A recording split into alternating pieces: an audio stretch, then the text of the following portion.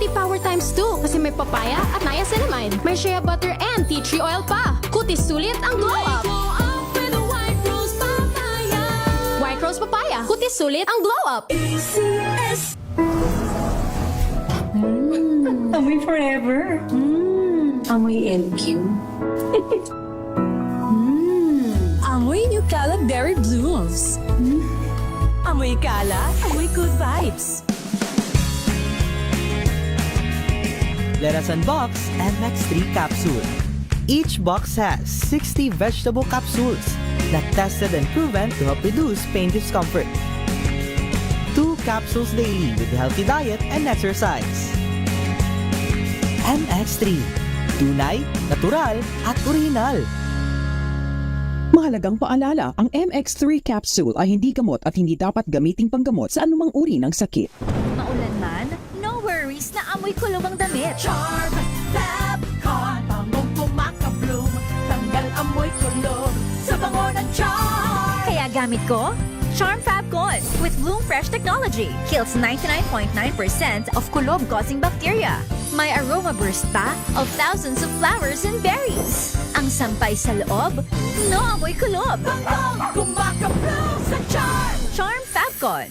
ACS. Tinesting, sinuri, siniyasan.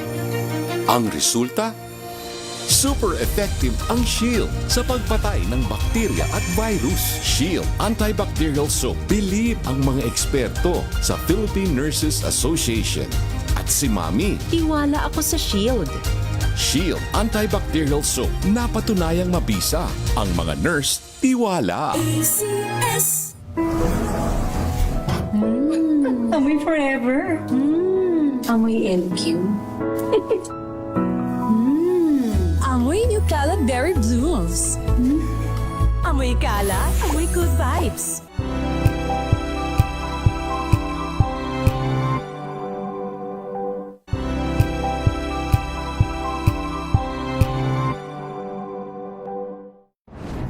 Kung good vibes ang hanap mo, dito ka na sa sigurado. Mula sa mga istoryang nagbibigay ng inspirasyon hanggang sa mga kwentong may dalang solusyon. Mga balitang pampagaan, pakiramdam at pampaganda ng araw. Hindi lang ba sa good news, kundi the better news. Mula Lunes hanggang Biyernes, 1:00 ng tanghali sa DZRH TV.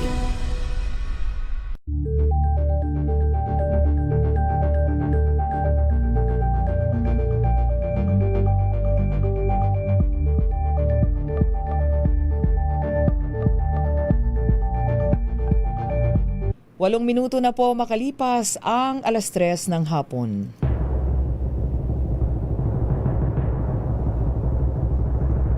And the Golden Dove for Best Public Service Program Host goes to May Binohan, DZRH. Ito na ang 28th KBP Golden Dove Awardee Best Public Service Program Host, ang Wonder Woman ng Public Service, si May Binauhan. Sa pagtulong, DZRH yan. Sa paglilingkod, DZRH yan. Sa pag-alalay, DZRH yan. Nasa dugo na, nasa pagkatao na ang serbisyo sa bawat Pilipino. Ito ang pangakong hindi na magbabago sa pagtakbo ng panahon. DZRH Public Service Hour. Kasama ang Wonder Woman ng DZRH, si May Binauhan sa DZRH Radio, DZRH TV at DZRH Online. Pagtutulungang walang patid sa DZRH Public Service Hour.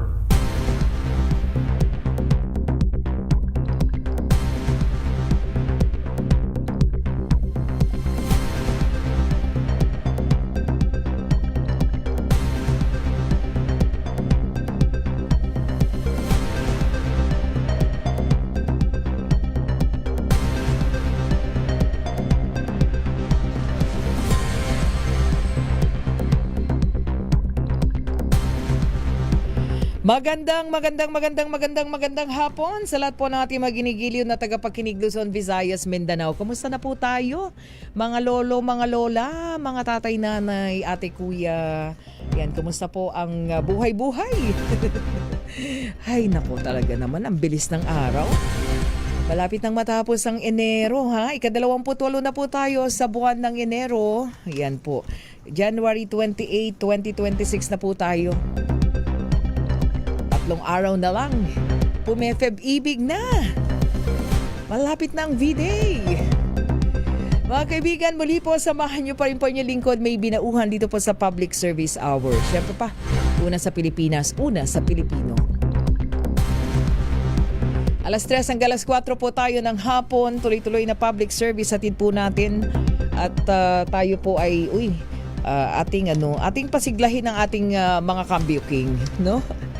Dahil sa pamamagitan po ng Operation Tulong ang aming mga Cambio King habang namamasada sa mga kalsada.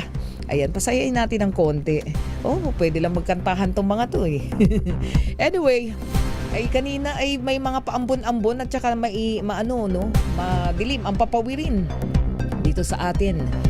Meron po tayong amihan daw, northeast monsoon at shear line ang prevailing weather system yata natin. Tama ba? Ngayong pong araw na ito ng Miyerkules. Kaya ganito yung mga pag-ulan-ulan eh. No? Meron mga isolated rain showers. No?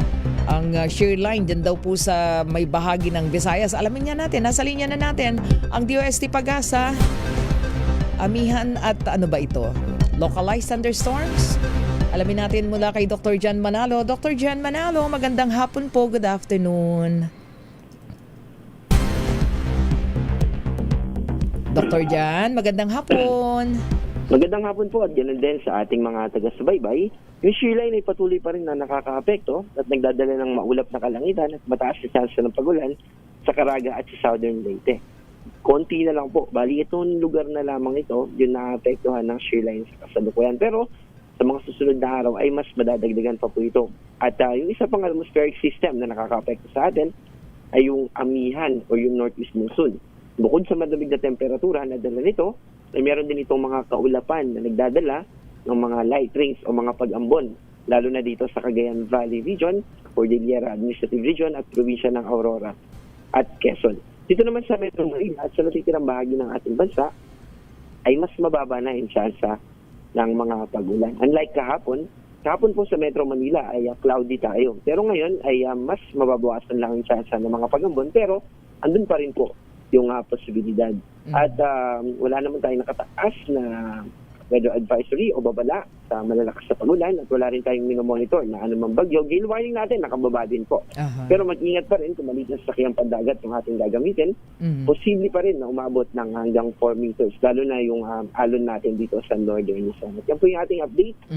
Sir Dr. Jan. Yes po. Oo, so wala tayong any namumuong sama ng panahon, meaning pagpasok ba ng February may nakikita kayo na mayroong pang mabuong bagyo? At alam natin parang ang peak ba ng amihan hanggang kailan po? Hanggang February po yung peak ng amihan. Pero by March ay meron pa rin yung mga pagbugso, pero ang main po talaga ay December, January and February. Hindi ba mas maaga ngayon ang ating tag-init? Medyo mainit-init na panahon ng papasok? Or tama? Bali, meron din pong contribution dito, yung tinatawag natin na ENSO, El Niño Southern Oscillation. Sa ngayon po ay naka-La Niña tayo. Kaya kung mapapansin din natin, yung occurrence o yung mga pagkakaroon ng mga low pressure area, ng mga nakaraang buwan din, ay mas mataas yung posibilidad.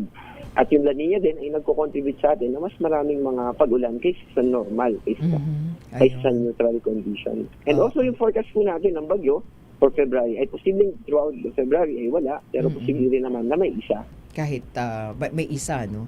So yung ating, sabagay, kasi kung halimbawa tayo magtag-init, wala naman tayong El Niño phenomenon ngayon, di po ba?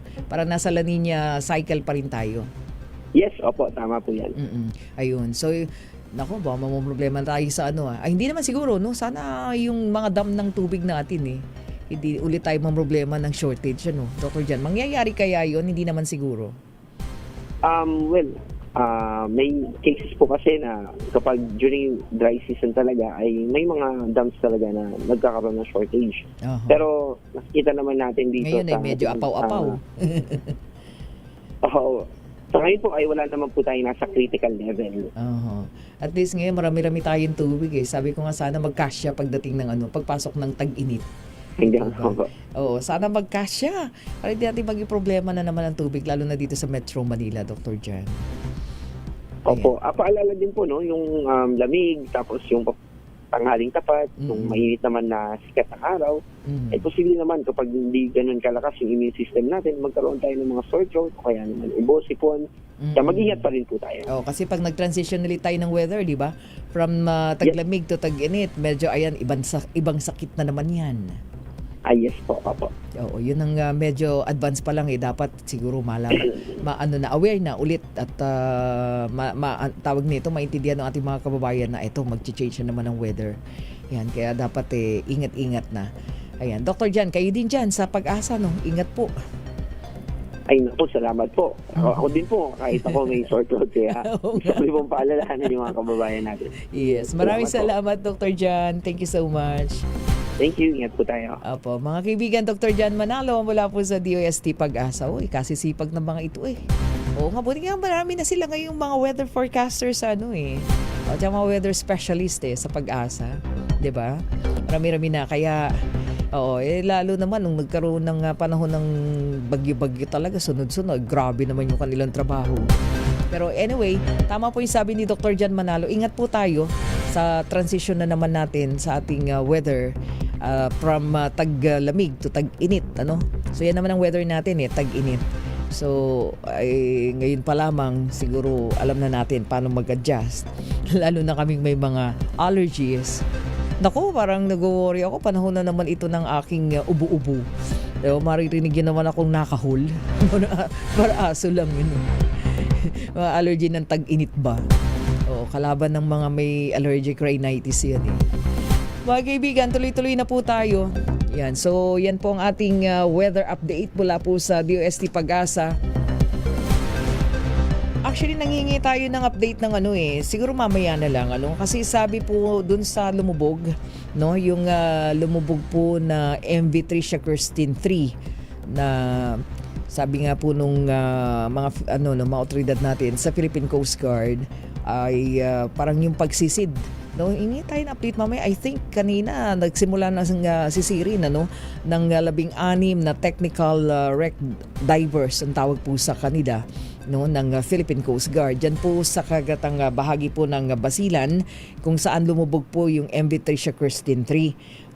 So yan po yung tinututukan din ng ating public service hour para na rin sa kapakanan ng ating mga lalong-lalo na yung mga pamilya pong biktima po dyan. So sabi po nung kanilang commandant ng Coast Guard, si Admiral Ronnie Hill Gavan, mula Maynila, yung mga technical divers at pangunahing focus po nila yung pong 2.75 nautical miles northeast, hilagang silangan po yan ng Baluk-Baluk Island sa Haji Mutama, para hanapin daw po yung lumubog nga po na Roro vessel, ma-recover po lalong-lalo na po yung missing pa na 10 mga nawawala pong pasahero, sapagkat doon po sa pinakahuling record, base sa record, 24 na po yung confirmed, kumpirmadong nasawi po sa paglubog po ng MV Tricia Kirsten 3 at mula po yan sa kabuuang nabago 342 passengers. So yan po yung sa tala po ng Philippine Coast Guard. So yan po ang ating tawag nito. Tututukan pa rin mamaya kumusta yung pagsisid ng mga technical divers.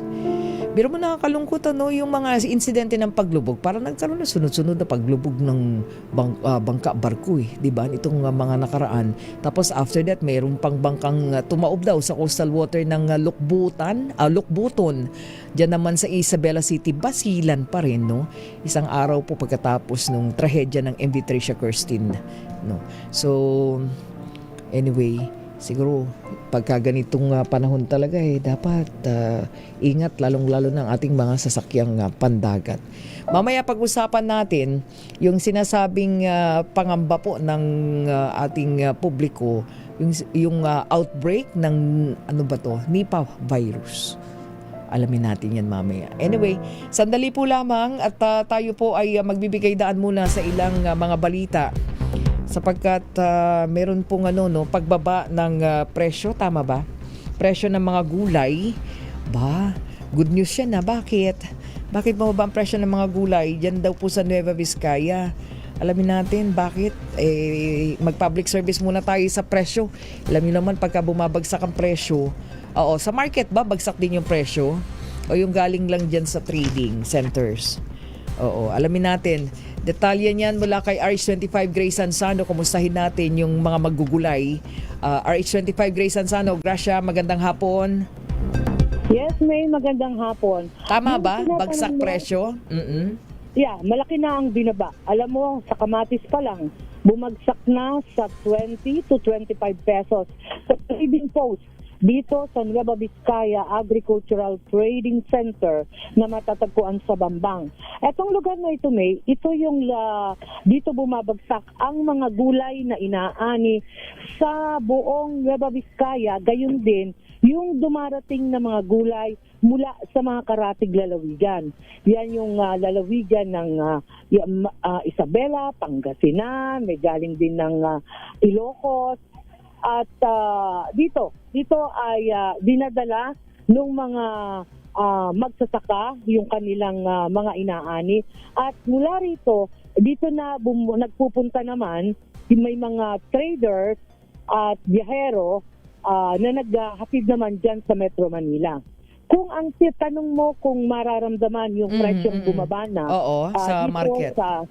Sa market ay malaki rin ang binaba.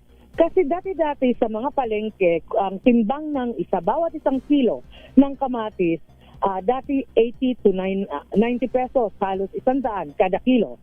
Ngayon, ito ay naglalaro na lamang ng 35 at pinakamahal na yung 40 pesos. So, ibig sabihin, malaki yung ibinaba na ng presyo. Ang iba pang mga gulay na malaki ang ibinaba ngayon, maging itong sibuyas, May, yung mga nakikita natin sa mga palengke, karamihan dyan mga imported At ang mga inaani na ngayon, nagsimula kasing umani na dito sa Bungabon.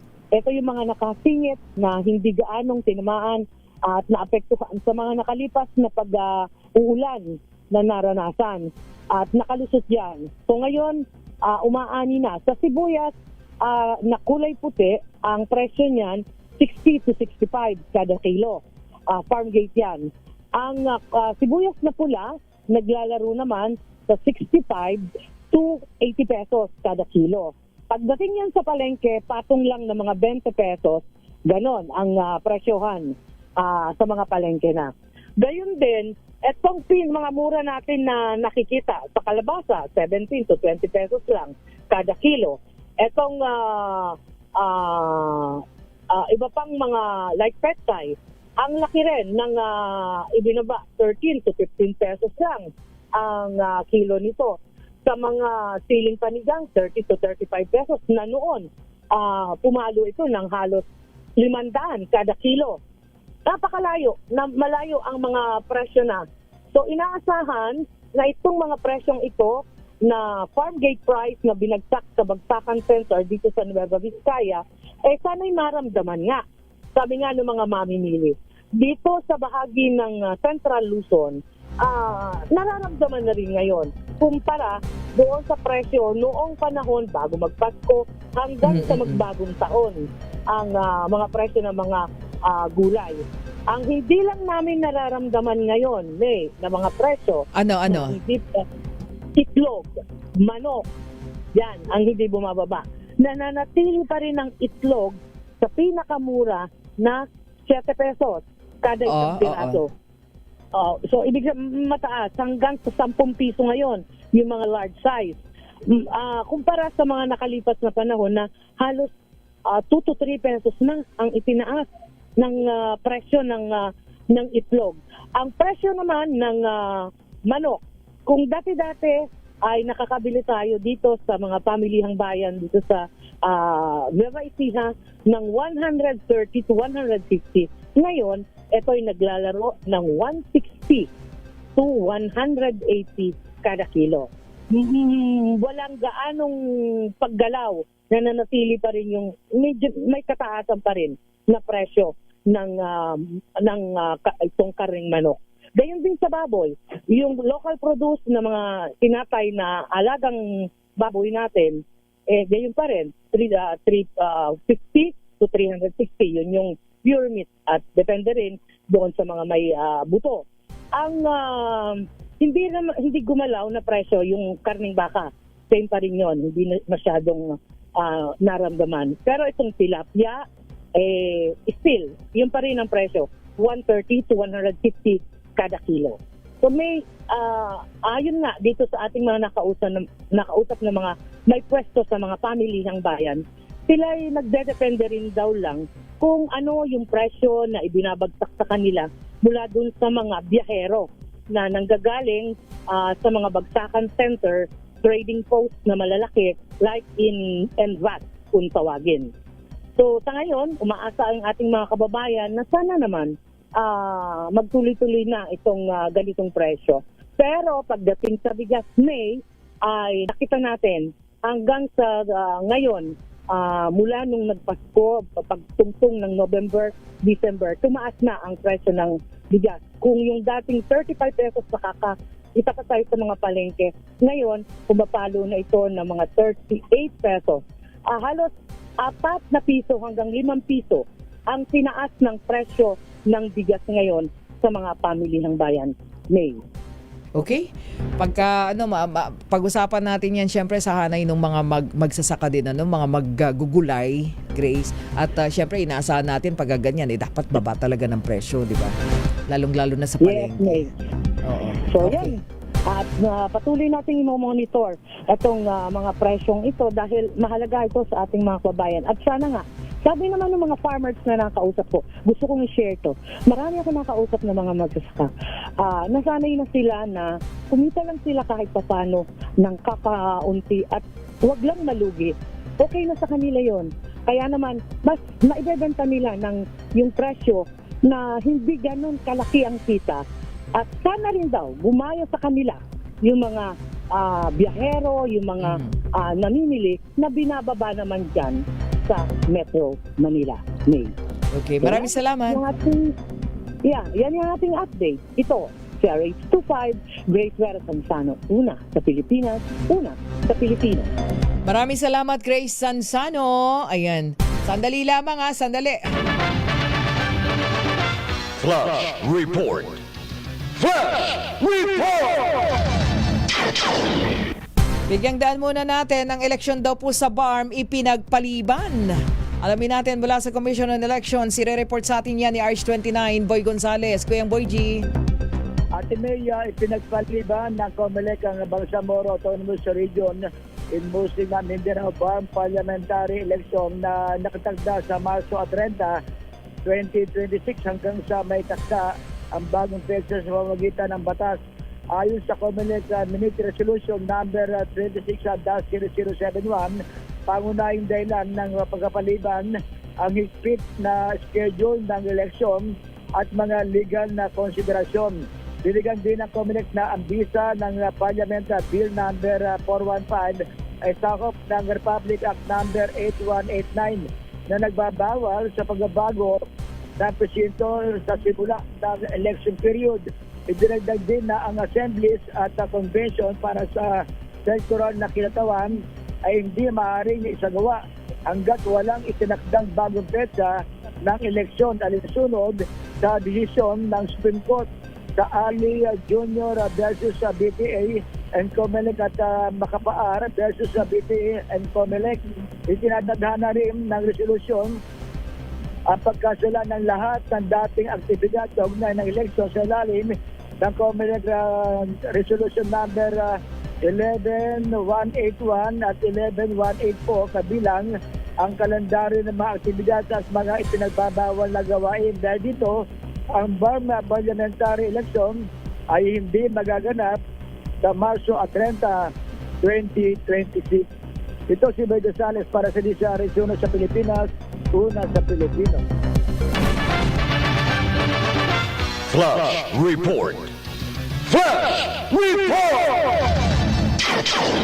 Basta't may nangyari, unang maririnig sa kauna-unahan. DZRH Flash Report! Maraming salamat R29 Boy Gonzales. Antabayanan po natin mga follow-up report kaugnay po ng pagpapaliban ng eleksyon dyan po sa park. At alamin naman natin, may report po si RH5 Val Gonzales. Alamin natin, go ahead, Val. Yung chatbot daw or yung Interactive Taxpayer Assistant, inilunsad daw po yan ng BIR para ma-assist yung ating pong mga taxpayer. RH5 Val Gonzales, sa detalye niyan, Val. Mari na ngayong malaman ng isang taxpayer kung lehitimo ang ini-issue sa kanilang letter of authority o LOA gamit ang chatbot na si Ready, ang Interactive Taxpayer Assistant o Assistant ng Bureau of Internal Revenue. Ayon sa BIR, layunin ng paglulunsad ng chatbot na si Ready para protektahan ang mga taxpayers laban sa peking pag-audit, unauthorized investigation o hindi otorisadong pagsisiyasat ng mga tiwaling empleyado at harassment. Ang chatbot na si Reggie ay magsisilbing online law verifier na nagpapahintulot sa mga taxpayer na i-verify kung lehitimong kanilang letter of authority anumang oras at kahit saan. Sabi ng BIR, maaaring i-verify ang law sa mga sumusunod na akbang. Buksan ang chatbot na si Reggie, piliin ang wika at pumili ng law verifier. Ilagay lamang ang PIN, rehistradong pangalan at LOA case number. Ang sistema ay magbibigay agad ng tugon kung ang LOA ay lehitimo o hindi. At kung hindi makita ang LOA, maaaring mag-email sa contact_loa@bir.gov.ph para sa manual na verification. Kahapon ay inanunsyo ni na Finance Secretary Frederick Go at BIR Commissioner Charlie Mendoza ang listing sa pinatupad na suspensyon sa pag-issue ng LOA para sa tax audit ng kagawaran. Matatandaan noong November 2025 na isinuspende ng BIR ang pag-i-issue ng LOA dahil sa aligasyon na ito'y naaabuso at ginagamit umanong panghaharas para makutawan ang mga negosyante. Ako si Val Gonzales, DZRH, una sa Pilipinas, una sa Pilipino. Maraming salamat RH5 Val Gonzales. Oras po natin, 32 minuto makalipas ang 3:00 ng hapon at mamaya makakausap na natin ang ating mga kabyuki. Ang oras na yan ay hati. Hello, Washi! Laundry day na naman! Yay! Anong meron? Mancha ng chocolate, putik, may libag pa! Kaya natin yan! With Pride Washing Machine Detergent, may triple stain-away formula. Tanggal ang makapit, madikit, at malupit na dumit mancha. Kaya easy-easy ang labada. Mula noon hanggang ngayon! All you need is pride! All you need is pride! ACS! Jiggy Manikad po. Bilang isang broadcaster, mahalaga sa akin ang tamang impormasyon sa lahat ng bagay, kahit sa kape, mapanuri ako. Kaya dito ako susubukan ng MX3 Coffee. Ito'y low acid, cholesterol free, at may vitamin C plus calcium. Sigurado ako sa MX3 Coffee. Dito ako bilib.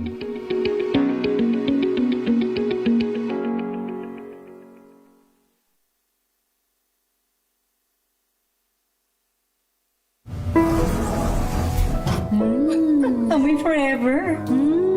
Amoy LQ. Amoy New Kalat Berry Blooms. Amoy kalat, amoy good vibes. Healthy Minute, hatid sa inyo ng MX3. Hi, this is Dr. Edwin Bien. Namamanhid po ba yung kamay ninyo? Sa umaga, paggising po ninyo, ganun din ang inyong talampakan na parang makapal ito? Yung paglakad po ba ninyo, hindi na pantay dahil parang hinihila po ninyo ang kalahati ng inyong katawan? Yung mukha po ba ninyo, ganun din, hindi na rin pantay kapag nagsasalita kayo? Maaaring ito ay senyales na humihina ang daloy ng dugo sa inyong mga utak. Naaapektuhan ang ating mga ugat. Ito ay tinatawag na neuropathy. At Kung ito ay patuloy na mangyayari, aba, delikado. Baka mamaya may nagbabara na po na ugat sa ating ulo. Iwasan po natin ang mga pagkain na maaaring maging dahilan ng pagbabara. Iwasan din po natin ang tayo ay nagbibilad ng matagal sa initan. Iwasan din natin ang sobrang napapagod tayo at tayo ay dehydrated na. Ang lahat ng ito ay tinatawag na stroke noong araw or brain attack sa ngayon. Alagaan natin ang ating mga utak. Nag-iisa lang ito eh. Kailangan padaluyan ng maganda ang dugo dito. And of course, bukod sa inirereseta ng inyong mga doktor, maaari po ninyong isabay ang pag-inom ng mga suplemento at kung mamimili rin lang sila ng kanilang suplemento para sa akin, ang isang natural supplement gaya ng MX3 na hango sa balat ng mangustin or pericarp ay isang magandang choice para sa kalusugan. I-try po ninyo at available na ito sa merkado. At syempre, sinasabi nga, galaw-galaw, baka may stroke. Muli, this is Dr. Edwin Bien. Let us all stay healthy. Healthy Minute, hatid sa inyo ng MX3. Amoy forever. Amoy LQ. Amoy New Caleb Berry Blooms. Amoy kala, amoy good vibes.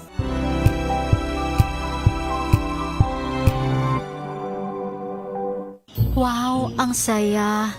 Isang barangay na labada, puro mancha pa. Goodbye, pahinga. Mommy, isang laba lang yan sa Pride Bar Blue. May powerful stain-away enzymes na malupit sa dunit mancha. At di masakit sa kamay. Isang laba lang yan. Hello, pahinga. Hello, Pride Bar Blue. ACS.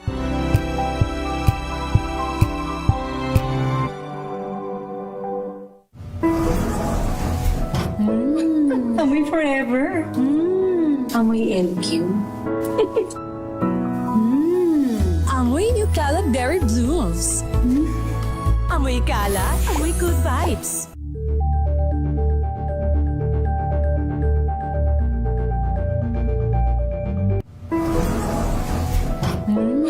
Amoy forever. Amoy LQ. Amoy New Caleb Berry Blooms. Amoy kala, amoy good vibes.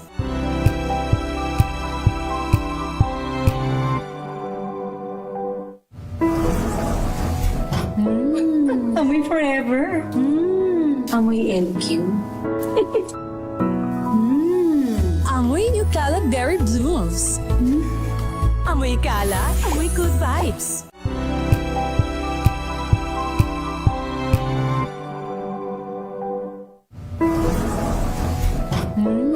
Amoy forever. Amoy LQ. Amoy New Caleb Berry Blooms. Amoy kala, amoy good vibes.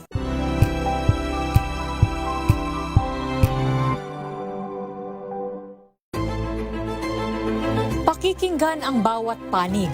When you fight for justice, think about the queer people. Kung hindi kami magkukwento, sino ang magkukwento para sa amin? Ang mga panawagan, ipababatid. Hindi talaga ito masusing pinag-aralan ng gobyerno. The women who are beaten and abused. It's time to listen to their voices. Tunghayan ang iba't ibang boses, mga kwento mula sa iba't ibang anggulo. Dito lang sa Point of View. Mapapanood tuwing linggo, alas 12 ng tanghali sa DZRH TV.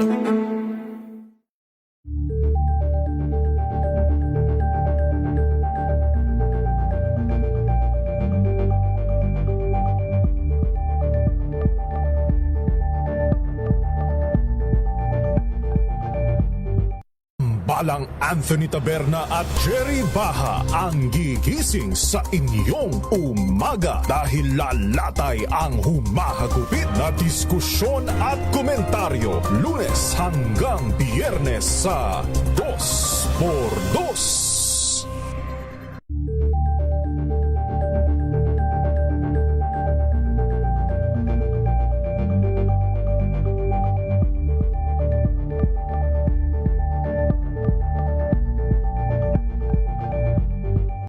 Maagang balitaan, maagang usapan sa mga issue at balita. Kasama si Kuya Angelo Palmones sa Magandang Umaga Pilipinas. Mula Lunes hanggang Biyernes.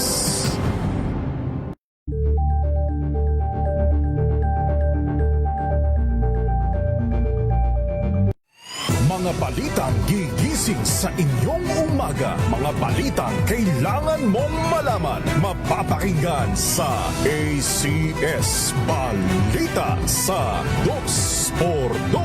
Kasama sina Anthony Taberna at Jerry Baha. Lunes hanggang Biyernes.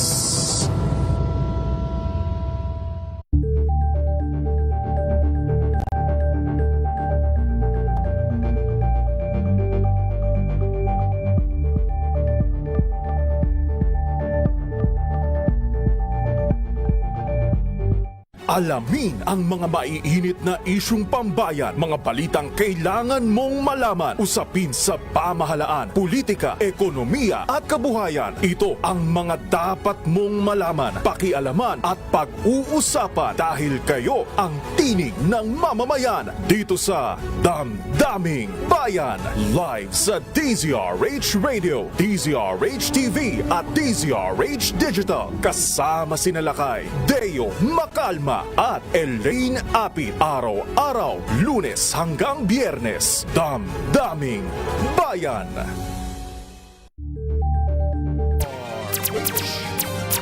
Sa pagtulong, sa paglilingkod, sa pag-alalay, kasama si May Pinauhan sa DZRH Public Service Hour. Oras natin, 41 minuto na po makalipas ang 3:00 ng hapon. Makipaghuntahan ho muna tayo sa ating mga Cambio King. Ang ating Cambio King nasa kahabaan ng Vicente Soto Street. Yan po sa may harapan ng MBC Media Group Building. Alamin natin, naharang po sila ni Aiza Gabriel. Alamin natin mula kay Aiza Gabriel. Aiza, magandang hapon. Yes, Miss May, magandang hapon. Tama ka dyan. Kanina, habang lumilibot tayo sa Pasay, ay sumipat tayo ng mga Cambio King natin na nakatutok at nakikinig sa ating programa. At kasama nga natin ngayong hapon ang ating mga Cambio King. Una na dyan, si Kuya Edwin Reyes, at naikwento niya sa atin kanina, Miss May, na 1989 pa lang ay nagbabiyahe na siya ng taxi. Kasama rin po natin ngayon si Kuya Alex. Kuya Alex, ayan. Kaway-kaway ka, Kuya Alex. Ayan. Si Kuya Alex naman po ay, tama po ba, kasamahan nila Kuya, ayan, Kuya Edwin, na isa rin namang parte ng taxi team nila. And kasama rin po natin, ayan, si Kuya Nick. Kaway-kaway, Kuya Nick, sa ating TV. And si Kuya Nick naman po ay 11 taon ng taxi driver. At syempre, kasama rin po natin, si Kuya Paolo Briones, na 5 taon na po na bumabiyahe din ng kanilang taxi. Yan, Kuya, kumusta naman kayo ngayong hapon? Kuya Edwin, kumusta naman po? Ito, medyo masalimuot ang biyahe, hindi maganda ang biyahe. Para kami namamana sa dilim ng pasahero. Napakahirap talaga, napakahirap. Wala akong masabi. Mukhang malalim. Teka muna, Aiza, mukhang malalim yung namamana sa dilim. Anong pangalan ni Kuya? Anong pangalan ni Kuya? Sa ganitong oras, medyo nakakapagpahinga na kami. Oo. Medyo meron na kaming konting kita. Sa ngayon, wala pa kaming panggas, wala pa kaming pang-boundary. Naku po. So, hanggang bukas siguro ng maga, baka sakali lang. Kaya nasabi ko, para kami namamana sa dilim. Oo nga, parang ang hirap ng... Anong pangalan ni Kuya Aiza? Kuya Edwin po. Ayan, si Kuya Edwin. Oo nga, Kuya Edwin. Antikas ni Kuya Edwin eh. Kuya Edwin, napakamatalinhaga naman yung namamana sa dilim. So, ibig sabihin, ganun nakahirap ang biyahe talaga para sa inyong mga non-TNVS drivers. Tama ba? Yung mga tinatawag natin kayo yung mga nauna. Kasi sa aking palagay, sa sobrang dami na ng transport business dito sa atin, talagang natabunan na ng gusto yung mga taxis. Although, kahit nasabihin natin maraming taxi drivers na nangungontrata, hindi namin problema yon. Kami na mga hindi parehas na nagtatrabaho, natatabunan din kami. Hindi ko malaman kung ano ba nangyayari. Oo. Sa inyo na mga katulad mo Kuya Edwin, na sabi nga natin ay tawag nito, namamana sa dilim, paano kayo nakakabawi ng kita? Sa gabi, sipag at tiyaga na lang ang ginagawa namin. Puyatan na. Imbis na yung nagpapahinga kami, talagang puyatan na lang. Trabaho, cambio dito, cambio doon, ikot ang mata, paghanap ng pasero, ganun na lang ang ginagawa namin. Oo. Kung minsan, hindi namin natatarusan yung boundary namin, ganyan, nagsa-short boundary, ganyan. Kung minsan naman, nakakapag-uwi kahit na papaano. Ayun. Yun ang mga taxi ngayon. Oo nga. So parang yan din common na yung sinasabi ng mga cambio king na katulad ninyo. Pero kayo nakapagpaaral ng mga anak? Sa ngayon, meron pa ako pinag-aaral na dalawa. Isang second year college at isang junior high. Oho. Kasi late na ako nag-asawa Oo. Kailangan pang kumambyo. Kailangan Kuya Eddie? maghanap buhay. Kaya nga sabi ko, after na mga 5 years pa, magpapahinga na ako, uwi na lang ako sa probinsya, magtatanim na lang ako. Oo. Oo nga. Anyway, so para sa lahat ng ating mga cambio-king na nandyan, Isa, like si Kuya Edwin, matanong lang natin, dumarating ba yung punto na sila ba ay nakakaisip na rin mangontrata sa hirap ng diskarte sa pagkuha ng pasahero? meron bang aamin dyan? Mga kuya, natanong mga patas? Minsan daw ba naisipan nyo na pumasok or sa gumawa ideya ng mga kontrata? Ikaw, Kuya Paulo? Hindi naman po. Sa awa naman ng Diyos, hindi pa naman na mangontrata. Oo. Wala pang hindi kinukontrata. So paanong kanina yung diskarte na para maabot yung boundary. So pag hindi kayang abutin, edi bawas 'yon, hindi kayang ibigay, utang 'yon, tama ba? Oo. Opo. Anong sabi ni operator? Edi ang bait ni operator. Siyempre, mainit ang ulo nila. Talaga. Mainit ang ulo. Oo.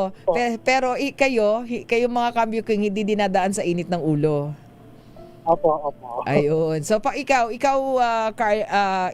Paulo, ikaw yata yung pinakabata sa apat Oo. So ikaw, anong diskarte mo? Paano kikita sa lansangan? Kasi 24 hours kayo, di ba? 24, 23. 24 hours ko. Ganun po. Tiyaga-tiyaga lang po talaga. Kasi pagka 24 hours, kapag 24 hours ibabalik yung sasakyan, 'di ba? Ibig sabihin nun, dadalhin niyo na yung boundary. 'Di ba? Oo. So tapos pag kulang yung boundary, paano niyo inaabot doon sa operator? Sige nga, paano? Kamot ulo ba yan? Gagawa ko ng pangako na hindi na mauulit. Tapos mainit yung ulo mainit yung ulo ng operator. Oo. Wala naman. Labas sa kabilang tenga na lang po. Pero nila. Oo. Hindi naman mahirap talaga ngayon, hanap buhay. Oo, hindi naman nagpapatong-patong ang boundary na hindi nababayaran. Hindi naman. Opo. Oo, yun. Oo, so ikaw Kuya, ilan taon ka na ba Kuya Paulo? 39 po. Aba, 39. May pamilya na. Bata wala pa po. Ay, kaya naman pala pwede pang magbanjing-banjing. Nag-iipon ba? Nakakaipon ba sa pagtataksi ngayon? Ang katulad mong 39 years old lang. Opo, meron naman pong konting na itatabi. Wow, yun ang maganda. Pero so sa iyong sitwasyon ngayon ng pagtataksi, binalak mo na bang lumagay sa tahimik? Pag dumating po. Ayan, okay. Oo nga, pag dumating nagre-ready na. Oo, kaya nang buhayin. Oo. Kumbaga mismo nag-iipon pa si Kuya Paulo ng pansimula para pag dumating na si Dawan, talaga namang ratsyada na kaagad. Yan. Okay. Naman po si Kuya Alex. Kuya Alex, kumusta naman? Di ba naikwento niyo po kanina, Ngayon, dati po kayo, tama po ba? Opo. Sa tulad sa mga sinasabi nila na parehas ng daing namin, pagmamaniho. Sa hirap talaga ng pasada. Kaya may sana operator. Magkano na lang ibibigay ng boundary na magawa. Kaysa walang magawa. O, kaysa mawala. Kulang na rin sila ng driver. Dapat pala kinausap natin yung operator nila, no? Susunod nga makausap yung operator. Minsan, dadayuhin natin sa kanilang lugar yung kanilang operator. Para naman direkta nating matanong. No? Kasi syempre, Ano ang kung ganito yung sitwasyon ng kanilang mga taxi driver, ano din kaya yung problema no, na nahaharap din ng kanilang operator. Kasi kumbaga sa isang negosyo, no, tama ba na kapag syempre yung mga boss natin, yung mga operator natin na yan, kagapay natin sila, no, sir, sa paghahanap buhay. At syempre, palaging, yun nga, katulad na sabi ni Sir Paulo kanina, no, kumbaga, promissory note ba? Parang ganon. Promissory note. Kumbaga, yung madalas na ginagamit nila. At naiintindihan palagi yun ng kanilang operator. Uso pala sa terminology nila yung promissory note. Promissory note, ma'am. Diba? Pati yung mga taxi driver. Para lang, ano yun? Promissory note. Parang ospital lang. Parang ospital lang talaga yung sa ano. Parang estudyante lang. Oo. Okay, sige, maiba tayo ng usapan bago ay ngayon sabi nga natin gusto natin sila pasayahin. Heroism naman pag-usapan natin, pagiging hero ninyo. Oo, meron bang mga anong mga kabutihan ang nagawa ninyo sa inyong mga pasahero? Kasi dito sa Operation Tulong, marami tayong mga taxi driver. Alam ko nakikinig sila ngayon. Kapag merong mga naiiwan sa kanilang mga taxi, inaibabalik 'yun sa pamamagitan natin, dinadala dito. Kayo, kumusta ang kwento ninyo? Ako, nagawa akong kabutihan sa naging pasahero ko. Nakapagsoli ako ng isang bag na alahas. Wow! Punong-punong alahas ito. Kasama ko dito yung mga testigo ko. Kasi dapat dadaling ko yan kay Tulpo noon, holiday. Wala akong mapagdalan, nilagay ko muna sa bahay. So, pumunta sa opisina, yung may-ari, kinoli ko isang bag na alahas. Wow. Without yung walang bawas. Kompleto. Wow, galing naman. Magkano daw halaga nung mga naisoli yung alahas base doon sa may-ari? Sa palagay ko, millions yun kasi makakapal na alahas yun eh. Wow, isang bag. Gano'ng kalaki yung bag? Ano siya, Louis Vuitton na mga yung malaki. Oo, anong naisip mo, Kuya Edwin? Anong naisip mo nung nakita mo yun? Sa akin kasi ang nangyari sa akin, kinabahan ako. Kasi isipin mo makakita ka ng ganong karaming alahas. Sabi ko, sa ko ba dadalhin to? Naisip ko kay Tulpo, holiday. Kaya siya. Inuwi ko sa bahay, kinakabahan pa rin ako. Wala akong inisip na masama sa alahas kasi kawawa naman yung dalawang anak na naiwan kasi siguro kaya nila dinala yung alahas na yon, wala naiwan sa bahay nila dahil yung mother and father niya nag-abroad. Ayun, okay. So, wala akong naisip sa alahas kundi isole. Galing. Kaya naman nung tumawag kinabukasan yung boss ko, dinala ko dun yung alahas sa opisina. So nagkaroon ng trace yung may-ari ng alahas na ikaw yung nasakyan. So ibig sabihin, ano yun? Kasi nung una po, nung nakita ko yung bag niya, gusto ko ibalik sa airport sa taas.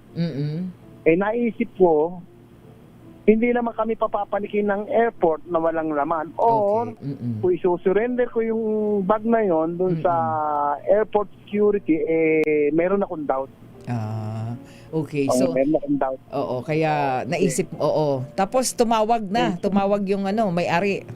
Nakita nila sa CCTV camera yung taxi ko, ando sa may likod yung bintana sa likod yung okay. Ando doon. So nakarating sa operator. Ayun, very good. So ano naman ang binigay sa yung pabuya? Maraming alahas. ito yung mga tumanggap po kasama ko.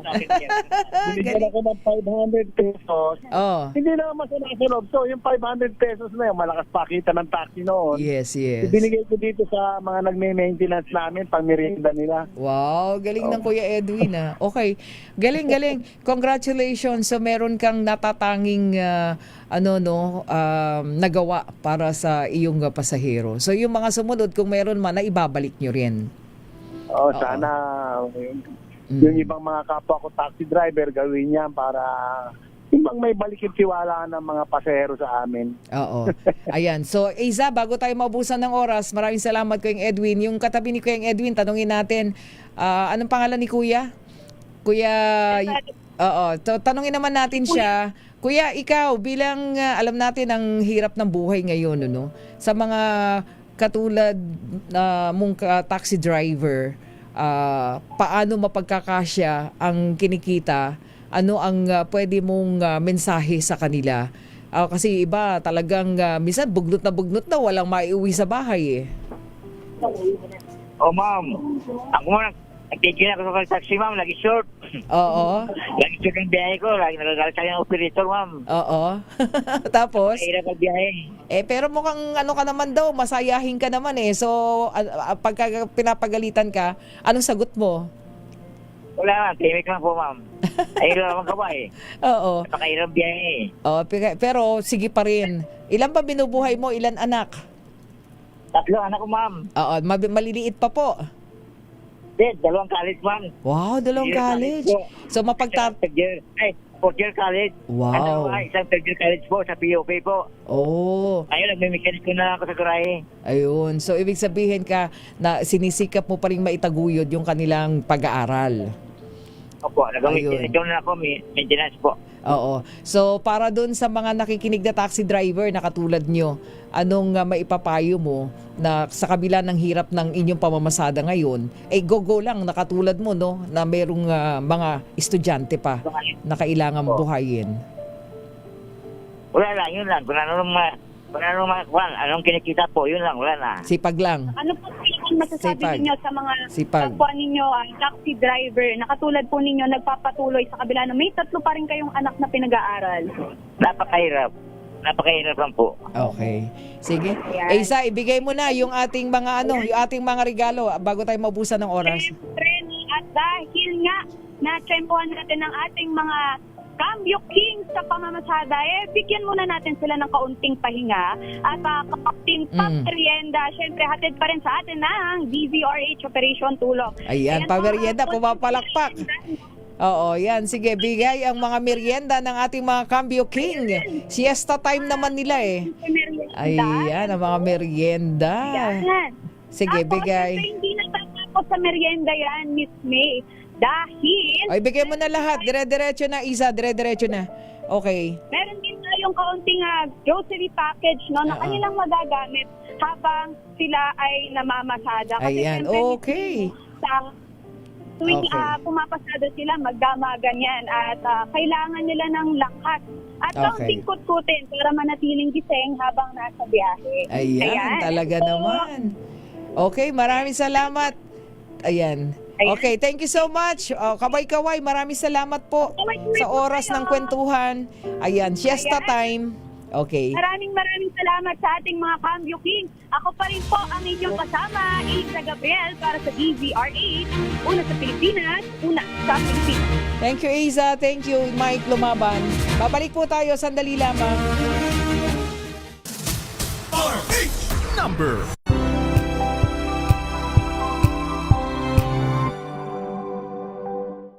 We've got you covered.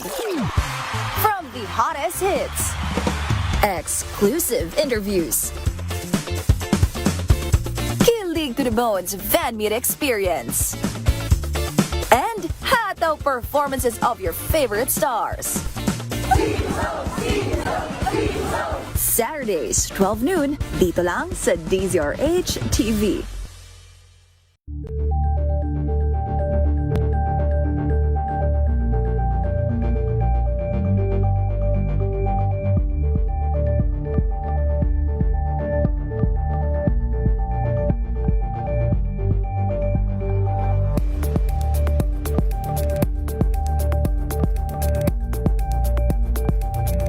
Curious ka ba sa maraming bagay?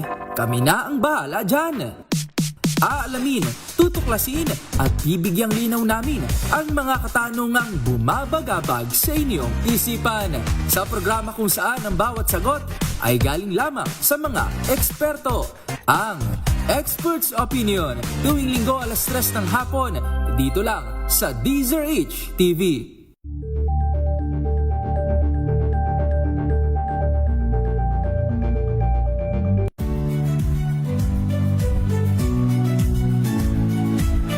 Magandang araw mga kaibigan.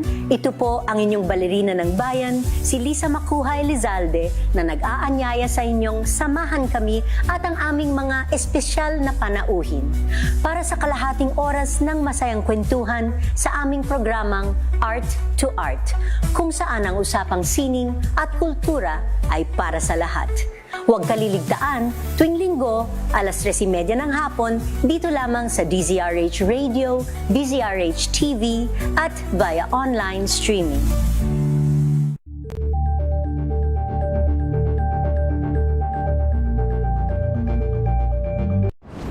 Kung good vibes ang hanap mo, dito ka na sa Sigurado! Mula sa mga istoryang nagbibigay ng inspirasyon hanggang sa mga kwento. Mga kaibigan, ihabol lamang natin ang report sapagkat ang Gawad Pag-ibig ay sa pamamagitan po ng media ay pinangunahan po yan ngayon ng Pag-ibig Fund. I think hanggang mamaya yung activity na yan. Ayan ang okasyon na yan sa pamamagitan po ng ating team operation. Tulong nakatutok ngayon si James Maldonado. James? Yan, puntahan natin si James Maldonado. James, go ahead. Dito sa Manila Hotel na kung saan ay ating tinutong ngayon, itong Gawad Pag-ibig para sa media. Na kung saan ito ay talaga namang binigyang pugay, no? Ang partnership ng Pag-ibig Fund, katuwang ang ating mga media pagdating sa pagbibigay ng impormasyon upang magkaroon ng tamang pagkakaalaman ng ating mga kababayan patungkol sa mga programa ng Pag-ibig Fund na ito naman ay talaga namang nakapagbibigay ng napakaraming serbisyo sa ating mga kababayan. Dito, Ma'am May, ay binigyang pugay ng ating mga chief executive, mga officers at ating mga officers mula sa Pag-ibig Fund upang kilalanin ng ating mga kagawad ng media sa pagiging partner pagdating nga sa paglilingkod sa ating mga kababayan. Alam mo, Ma'am May, talaga namang kumpleto, regado nga, kung tutusin ang mga programa ng ating Pag-ibig Fund upang may patid ang kanilang appreciation at ganito. Pagpapasalamat, no, sa matagal na partnership. Isa na rin dito tayo na talagang nagiging matagal na partner na sa ilang taon na kung saan tayo ay nakapagbibigay nga ng partnership sa kanila pagdating sa pagbibigay nga o pagiging tulay, no, ng ating mga kababayan sa Pag-ibig Fund na may pahatid sa ating kababayan ang mga programa at serbisyo. Ito ay talagang nakikinabang sa ating mga kababayan pagdating sa pagiging membro ng Pag-ibig Fund. Lalong-lalo na yung mga mga programa, pabahay, 'di ba? Yung mga loans na nakakatulong sa mga kasi alam mo, katulad nga ng hinailit nga kanina dito, malaking parte nga ng partnership ng Pag-ibig Fund sa ating mga media na maihatid sa ating mga kababayan yung mga proseso, yung mga programa, yung mga loans at yung mga pabahay, no, na ito ay sabi nga kanina ay katuwang sa ng ating mga mamamayang Pilipino ang Pag-ibig sa pagtupad sa kanilang mga pangarap na mga bahay o anumang ito mga improvement na ito ay ginagawa nila sa pamamagitan ng Pag-ibig Fund. Kaya naman dito ay talagang nagbigay sila ng appreciation, pasasalamat, no, sa mga naging partner nila, particularly sa media, na ito ay kanilang nagiging katuwang sa paglilingkod sa ating mga kababayan. Mami, siguro, no, ito ay talaga medyo maingay lang at talaga dahil ngayon ay lahat ay nagkakasiyahan. May choir, may mga talagang sold out ng merienda, no? At talagang may mga pag-giveaway pa natin ang Pag-ibig Fund bilang pagpapakitan, pagpasalamat at appreciation sa buong kagawad na media na naging katuwang nila sa paglilingkod sa ating mga kababayan. Mami, yun na muna ang ating mga update mula dito sa Maynila. Balik sa'yo. Maraming salamat, James Maldonado. At syempre sa Gawad Pag-ibig Fund para po sa media. Ayan, maraming salamat.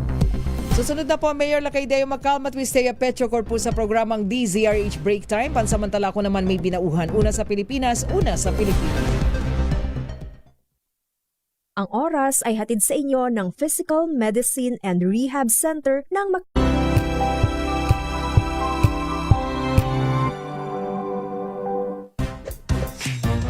Galing-galing mo, Smart dishwashing paste ko, pritong ulam na masebo, plato o kaldero, tanggaling for everyday. Ganyan pag Smart ang dishwashing paste. May double tanggaling formula. Tanggal ang sebo, tanggal ang bakterya. Pahit para walang bahid, linis fantastic sa metal at plastic, number 1 ko to. Tanggaling-galing mo, Smart dishwashing paste. ACS. Sa lahat ng bagay, simula pa lang,